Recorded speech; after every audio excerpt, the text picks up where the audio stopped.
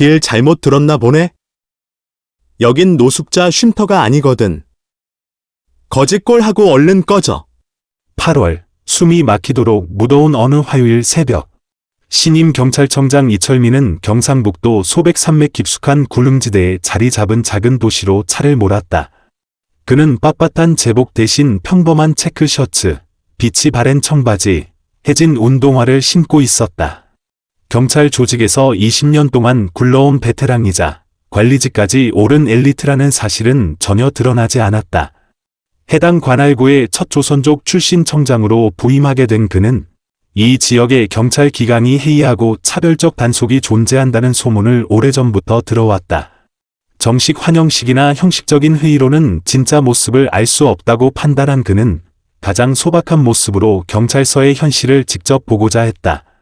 주차장에는 경찰들이 바삐 오가며 웃고 떠들고 있었다.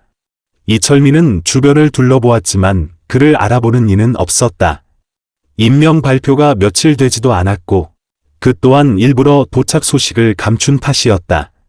그는 모자챙을 살짝 눌러 쓴 채 깊게 숨을 들이켰다. 낡은 관행을 뿌리 뽑아야 하는 책임이 어깨를 짓누르고 있었다. 경찰서 측문을 밀고 들어가자 소란스러운 대화와 전화벨 소리가 한꺼번에 밀려왔다. 형광등 불빛은 눈이 시리도록 밝았고 바닥 타일엔 차가운 빛이 반사되었으며 공기엔 오래된 커피 냄새가 떠돌았다. 경찰서 안을 천천히 걸으며 바라본 광경은 어느 책상 앞에 모여 농담을 주고받거나 서류를 뒤적이는 경찰들 뿐. 누구도 그에게 신경 쓰지 않았다. 그러다 휴게실 근처를 지나칠 때였다. 야, 너! 갑자기 날카로운 목소리가 공간을 가르며 들려왔다. 그가 돌아본 순간 희죽한 웃음을 띤 백인 경찰 한 명이 큰 걸음으로 다가왔다. 명찰에는 다니엘스 경관이라고 적혀 있었다. 뒤에는 몇몇 경찰들이 기대어 서서 흥미롭게 구경하고 있었다. 이철민이 무언가 말하려는 순간 다니엘스가 먼저 말을 끊었다. 길 잘못 들었나 보네? 여긴 노숙자 쉼터가 아니거든. 거짓골하고 얼른 꺼져. 이철민은 잠시 멈칫했다. 지금 곧바로 신분을 밝힐지 더 지켜볼지 고민이 스쳤다. 그러나 다니엘스는 고민할 틈을 주지 않았다. 그는 일부러 목소리를 높여 주변이 다 들리게 외쳤다. 못 알아들어? 당장 꺼지라고. 우리 경찰서는 너 같은 놈 환영 안 해. 순간 곳곳에서 폭소가 터졌다. 이철민의 심장은 빠르게 뛰었지만 그는 표정을 억지로 가다듬었다. 다니엘스는 한층 더 노골적으로 다가오더니 얼굴 바로 앞에서 고개를 획 젖혀 그대로 침을 뱉었다. 시간이 멈춘 듯했다. 따뜻한 침방울이 뺨을 타고 흘러내렸고 주변의 폭소는 더욱 거칠어졌다. 누군가는 책상을 치며 웃었고 다른 누군가는 왜지 것들은 본때를 보여줘야지 라며 중얼거렸다. 이철민은 터질 듯 뛰는 맥박을 억누르며 손수건을 꺼내 침을 닦았다. 동작은 느리고 차분했다. 이어 그는 낮지만 단단한 목소리로 말했다. 여기에 오는 모든 사람에게 늘 이런 식으로 대합니까? 다니엘스는 코웃음을 쳤다. 우린 여기 있을 자격 없는 놈들에게만 이래. 또다시 폭소가 퍼졌지만 이철민은 아무 말 하지 않고 천천히 복도 끝에 본부 사무실 방향으로 걸어갔다. 그때 무전기가 울렸다. 전 직원, 즉시 브리핑실로 집합. 이철민은 속으로 중얼렀다. 때가 왔다. 브리핑실은 여전히 떠들썩했다. 아까의 재미있는 구경으로 한껏 신난 경찰들은 커피를 들고 떠들어댔다. 이철민은 서류철을 손에 들고 조용히 구석에 섰다. 아까 비웃던 얼굴들이 보였고 몇몇은 여전히 낄낄거렸다. 앞쪽에서 하얀 수염을 기른 해리스 반장이 손뼉을 치며 말했다. 조용. 오늘 중요한 발표가 있다. 다들 알다시피 콜드웰 청장이 지난달 은퇴했고 우린 새 청장을 기다려왔다. 지금부터 우리 새로운 수장을 소개하겠다. 이철민은 앞으로 걸어 나갔다. 방은 곧장 얼어붙었다. 그는 서류철을 탁자에 올려두고 방 안을 천천히 둘러보았다. 다니엘스의 우둔기는 순식간에 사라졌다. 얼굴이 백지처럼 창백해졌다. 다른 경찰들도 서로 눈을 마주치며 당황해했고 누군가는 작은 비명을 내뱉었다. 좋은 아침입니다. 그의 목소리는 묵직하고 침착했다.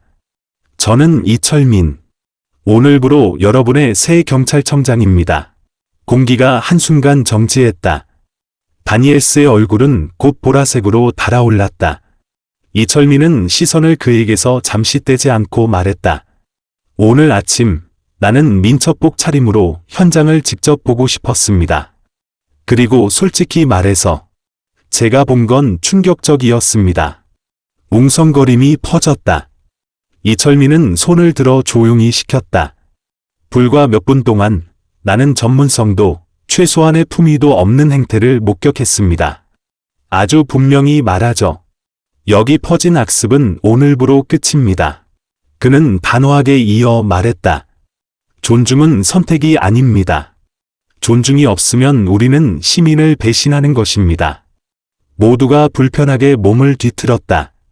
다니엘스는 식은땀을 흘렸다. 이철민은 그에게 다가갔다. 다니엘스 경관. 다니엘스는 몸을 한껏 움찔했다. 너는 이 부서의 고질병을 대표하고 있다. 나에게 침을 뱉었을 때 너는 개인이 아니라 경찰의 명예를 모욕한 것이다. 다니엘스는 더듬거리며 말했다. 청장님, 전 정말 몰랐습니다. 몰라서가 아니다. 알고 싶지 않았던 거다. 이철민의 목소리가 낮게 가라앉았다.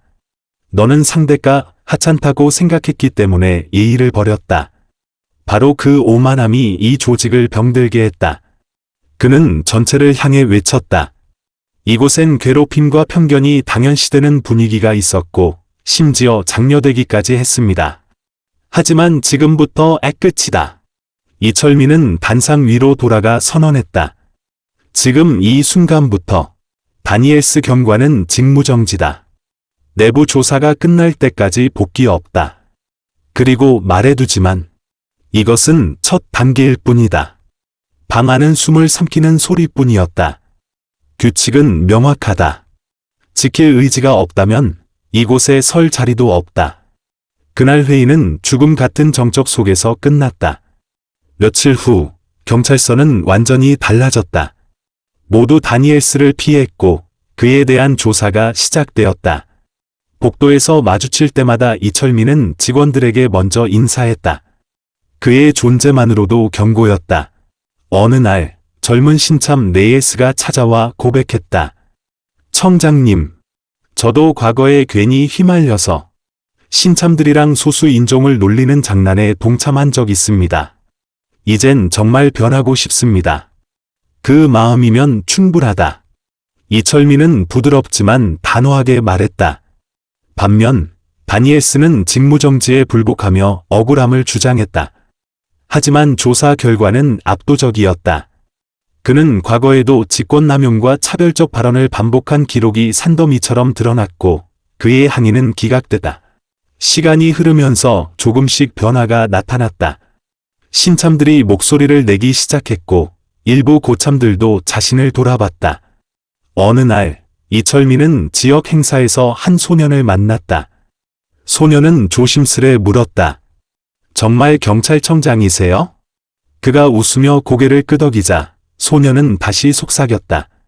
아빠가 그랬어요. 경찰은 우리 같은 외지 사람은 신경 안 쓴대요. 이철민은 몸을 굽혀 소년의 눈높이에 맞췄다. 과거는 바꿀 수 없어. 하지만 우리는 앞으로 더 잘할 수 있다.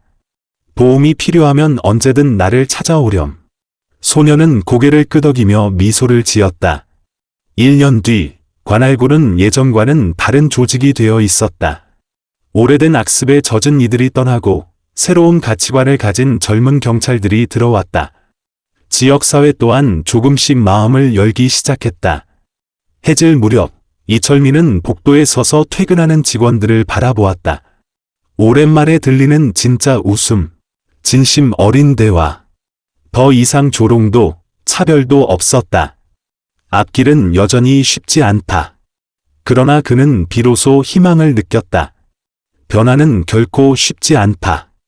하지만 정의와 존중을 위해 달리는 모든 순간은 기꺼이 싸울 가치가 있다.